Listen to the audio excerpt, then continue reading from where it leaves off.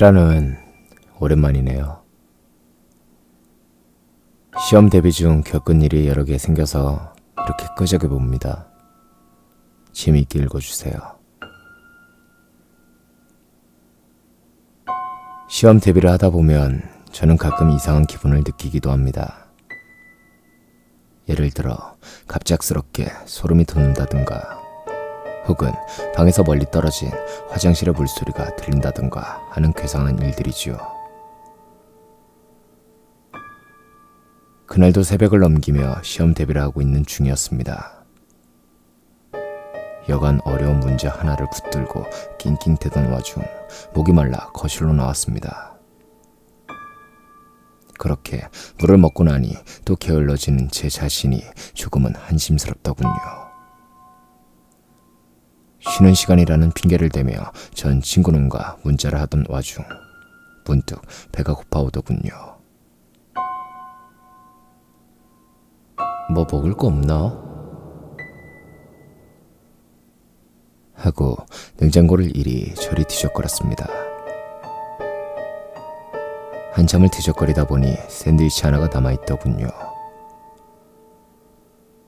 그것을 얼른 우걱우걱 씹어먹은 뒤 배도 채웠겠다 다시 공부를 하기 위해 방으로 들어가서 앉았을 때 여전히 꼬르륵 하고 배가 골더군요.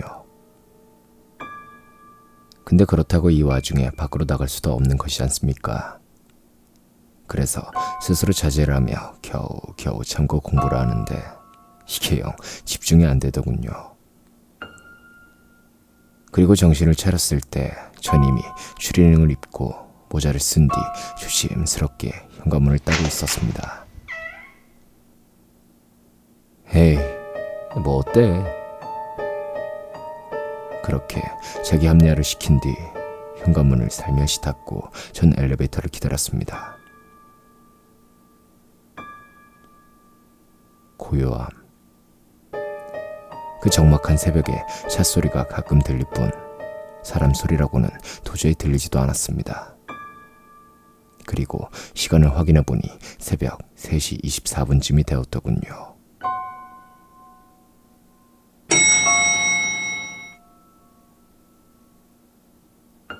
엘리베이터가 도착하자 전 곧바로 엘리베이터를 탄 뒤 1층을 누르고 거울을 보며 머리를 만졌습니다.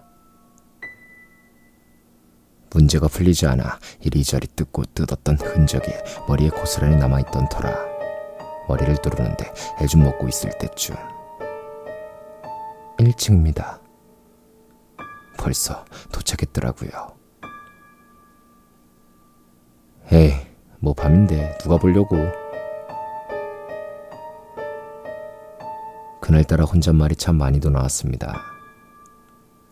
그렇게 엘리베이터에서 나와 계단을 타고 내려와 주위를 보니 문득 저 멀리 횡단보도가 보이더군요. 신호는 계속해서 바뀌고 바뀜을 반복했고 분명 시간상 사람이 없어야 할 터인데 웬 여학생처럼 보이는 한 사람이 가방을 앞쪽으로 양손으로 든 뒤 서 있더군요. 쟤 뭐야? 신호가 초록불로 바뀌었을 때도 여자는 미동조차 하지 않고 무언가를 기다리는 듯 조용히 서 있었습니다. 하지만 어차피 저랑 상관도 없는 사람이니 전 그러려니 하고 지나쳤습니다. 그리고 편의점에 도착한 뒤에 삼각김밥과 이외 몇 음식과 음료를 산 뒤 편의점에서 나와 집으로 향하고 있을 때쯤이었습니다. 제가 집에서 나올 때는 일부러 피하는 한 곳이 있습니다. 그곳은 외골목인데요. 저희 집 쪽으로 빠르게 올라가기 위해서는 이 외골목을 반드시 지나야 합니다. 왜인진 잘 모르겠습니다. 단지 음식을 빨리 먹고 싶었던 걸까요? 전 결국 외골목의 계단을 타고 한 걸음 올라갔습니다. 그러다 문득 아까 나가다 본 그 여학생의 신경이 쓰이더군요. 그래서 전 고개를 돌려 횡단보도를 보았고 순간 기겁을 했습니다. 여학생이 횡단보도 한 중앙에 서서 저를 바라보고 있었습니다. 순간 심장이 덜컥하면서 등에 땀이 한 줄기 흘러내리더군요.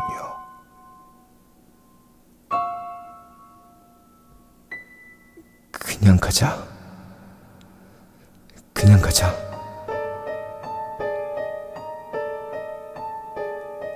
스스로 자기의식을 끊임없이 거는데 다리가 원망스럽게도 움직이지 않는 겁니다. 정말 미칠 노릇이었습니다.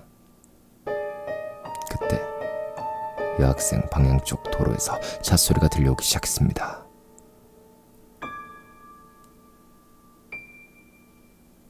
치인다.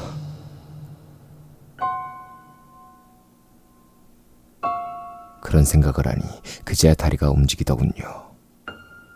순간 안심을 했습니다만 제 다리는 집 방향 쪽이 아닌 여학생 쪽을 향해 뛰기 시작했습니다. 아이씨! 구해야 한다 라는 생각이 돌아가자 라는 욕구를 억누르고 계속해서 머릿속에 울리더군요. 그런데 참 이상한 건 말입니다. 여학생은 꼭 제가 와주기를 바라는 듯 한 발 한 발 뒤로 가면서 저를 계속해서 바라보고 있다는 거였습니다. 그때 위협감을 느꼈는지 그제야 제가 잠시 뛰는 것을 멈추고 여학생을 바라보게 되었습니다. 그리고 그때 머릿속에 딱 한 가지 사실이 스치더군요.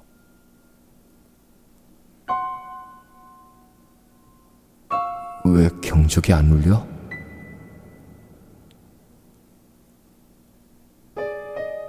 이미 차는 여학생이 보일 정도로 조금 더 가까이 온 상태였습니다. 그런데 신기하게도 차는 경적 한 방 울리지 않더군요.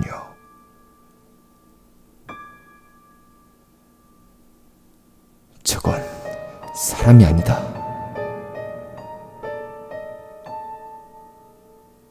그렇게 느꼈을 때 눈물이 쭉 하고 흘러내렸습니다. 이미 정신은 없었습니다. 전 미친 듯이 집 방향 쪽으로 뛰기 시작했고 뛰던 도중 고개를 돌리니 여학생이 전과는 다르게 두 양팔을 쭉 내리고 고개를 푹 숙인 뒤 몸을 좌우로 조금씩 흔들며 서 있더군요.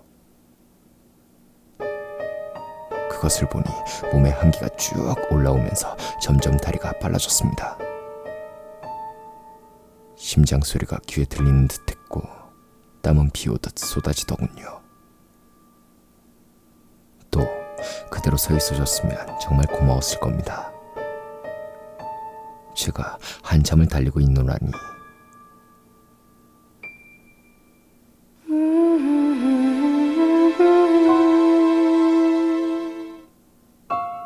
시계에 이상한 음률이 울리는 듯 퍼지더군요. 뭐야?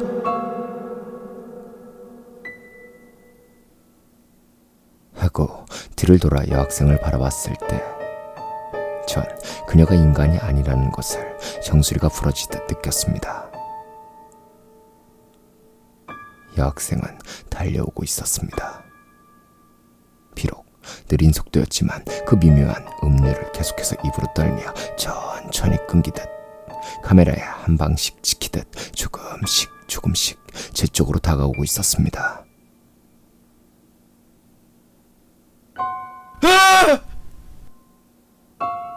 소리를 지르고 눈물 범벅이 된 채 전 집 쪽으로 달려가 현관문에 들어갔을 때쯤 도로에서 하는 소리가 들리더군요. 털썩. 다리가 풀렸습니다. 전 그대로 주저앉았습니다. 이제 죽는다고, 그녀가 오고 있다고, 머리는 일어나라고 수없이 명령을 내렸지만 제 발은 꿈쩍도 하지 않았습니다. 그러나 그런 저의 예상도 빗나갔습니다. 한참이 지나니 다리에 힘이 돌아오고 일어나졌을 때 서둘러 엘리베이터를 타고 집으로 올라간 뒤 베란다를 통해 도로를 보니 여학생은커녕 차 두 대가 자기들끼리 부딪혀 있더군요. 뭐야 진짜. 전 친구놈한테 그 내용을 문자로 보내고 상담을 하니 그때까지도 고맙게 공부를 하고 있던 친구놈의 답장은 이랬습니다. 야, 고맙게 생각해라. 너 길동무로 데려가려다가 그냥 운전자 2명 데려간 거다. 그 문자를 보니 온몸이 진정되지 않고 미친 듯 떨리며 답장도 보내지 못하고 전 방으로 들어가 이불을 뒤집어쓰고 쭈그려 앉아 잠에 들은 듯합니다. 또 잠에 들었을 때쯤 제 귀에 살며시 앰뷸런스 소리가 들리기도 한 것 같네요.